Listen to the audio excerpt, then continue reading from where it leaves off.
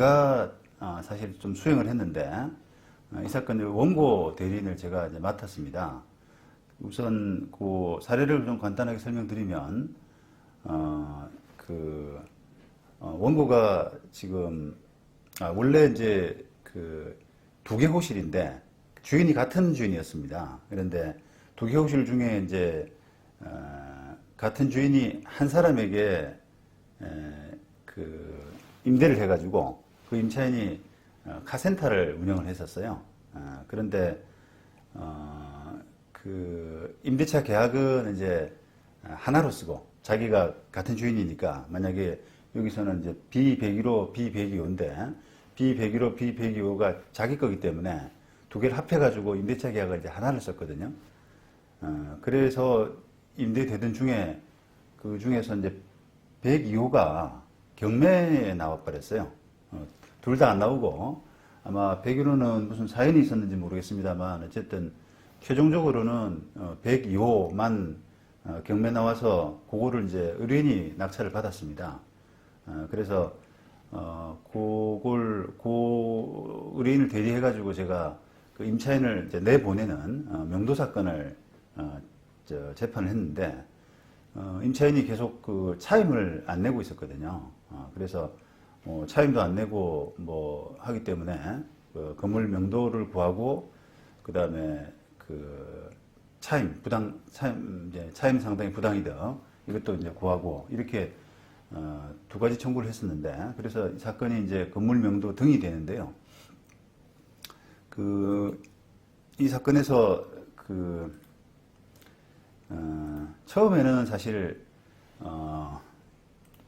임차인이 별다른 쟁점이 없어 보였습니다. 이 사건은 지금 전혀 대법원에서 엉뚱한 방향으로 지금 이론이 되어 있는데 사실은 이제 1, 2심 재판 과정에서 한번 보시면 두 개의 호실을 같은 주인이 한 사람한테 하나의 계약으로 임대를 하다가 그 중에서 이제 하나를 그 의뢰인이 낙찰을 받게 되고 그 의뢰인이 그 차임 연체했던 세입자 상대로 나가라고 하는 거니까 어찌 보면은 별다른 어려움이 없는 그런 사건이었어요.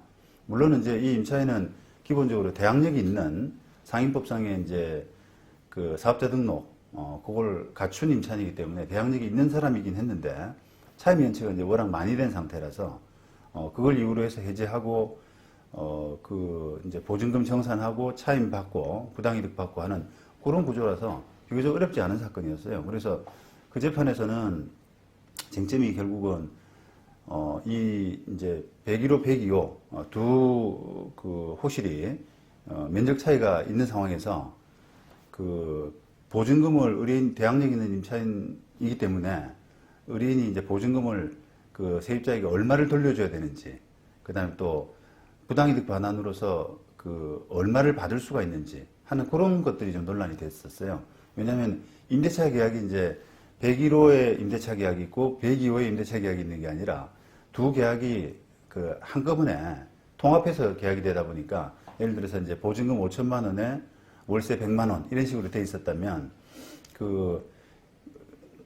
102호를 낙찰받은 의뢰인 입장에서는 그 보증금 5천만 원 중에서 얼마를 돌려줘야 될 것이며 또 월세 100만 원 월세 두 개 통합해서 100만 원인 그런 계약에서 얼마를 부당이득으로서 청구할 수 있을 것인지 그런 것들이 이제 논란이 됐거든요. 근데 비교적 이제 그 재판부도 별 의문 없이 저희들이 청구한 대로 전유 면적 비율에 따라서 그러니까 만약에 101호가 뭐 전유 면적이 3분의 2, 의뢰인이 낙찰받은 그 전유 면적이 3분의 1 전체적 면적에서 그렇게 차지한다 그러면 3분의 1만큼의 어떤 3분의 1만큼의 비율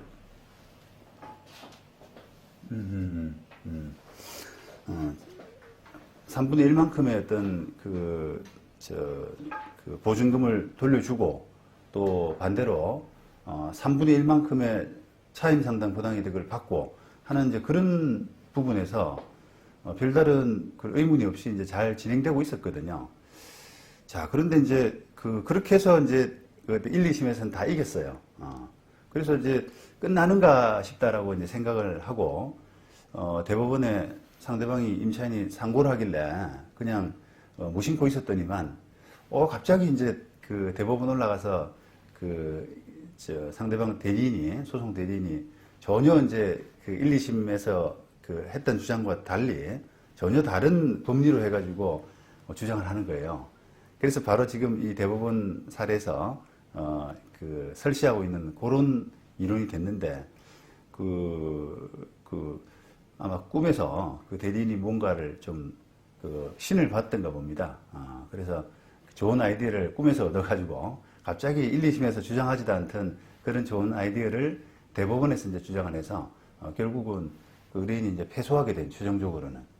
1, 2심에서는 무난히 이겼는데, 똑같은 대리인이 3심에서 좋은 아이디어를 내서 결국은 질 수밖에 없는 그런 사건이 됐습니다. 근데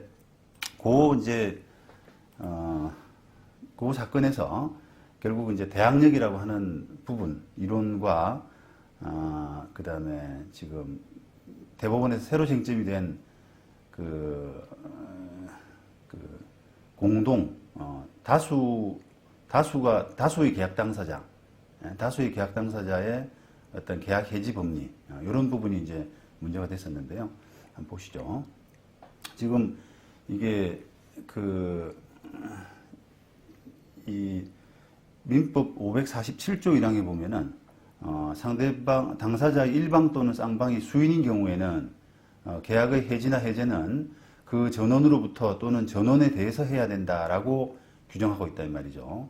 그래서 여러 사람이 공동 임대인으로서 임차인과 사이에 하나의 임대차 계약을 체결한 경우에는 민법 547조 1항의 적용을 배제하는 특약이 있다는 등 특별한 사정이 없는 한 공동 임대인 전원의 해지 의사 표시에 의해서 임대차 계약 전부를 해지하여야 한다, 이렇게 되어 있단 말이에요.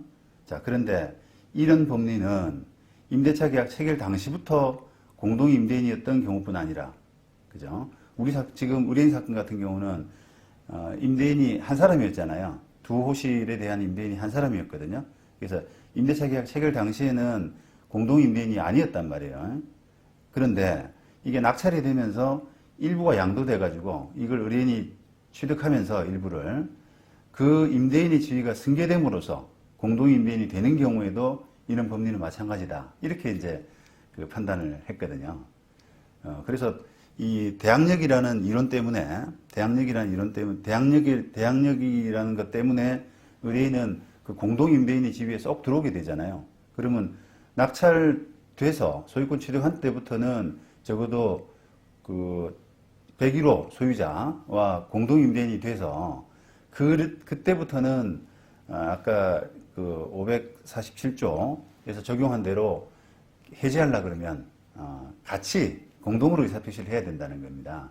그런데 우리 사건에서는 지금 다른 101호 소유자는 해지를 안 했고 우리만 이제 해지를 한 경우가 됐기 때문에 대법원은 그게 이제 부적법하다, 해지 의사가 명도를 시키려고 그러면 계약 해지가 돼야 되는데 그 해지가 공동해서 해지가 되지 않았기 때문에 부적법하다라고 해가지고 이제 파기환송한 그런 경우가 됐습니다.